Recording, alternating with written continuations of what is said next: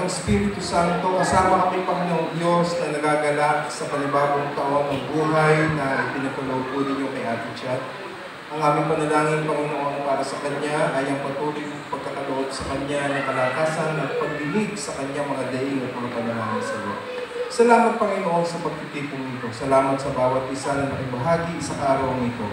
Salamat, Panginoon, sapagkat hindi mo kami pinababayaan sa ganito mga pagkakataon ng buhay, na lagi kang nagpapahayag sa amin sa pamamagitan ng pagbati, pagbibigay ng kaloob na regalo, at mga iba't ibang mga bagay pa, Panginoon, na nagpapaalala para sa karawan ng celebrant nito. Kaya, Panginoon, ang aming dalangin ay patuloy na matanim sa puso't isip ng bawat din sa amin na ang buhay ay yung pong pinagkakaloob sa amin. Ito po ay hiniram lamang o pinahiram mo lamang sa amin.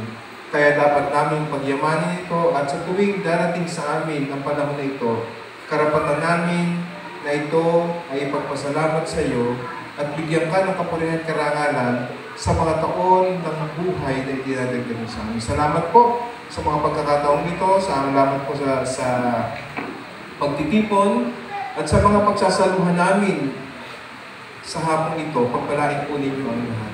Panginoon, sa akin pong pagkataas ng kamay para maranasan ang bawat isa ang iyong pagpapala, tagapin natin mga kapatid ang mayamang pagpapala ng Diyos sa mga langit, ang patuloy na pagliligtas ng ating Panginoon at ang pakikipisan pang-aalim ng Dimong Banal, ang patuloy po natin maranasan ngayon at kailanpaman.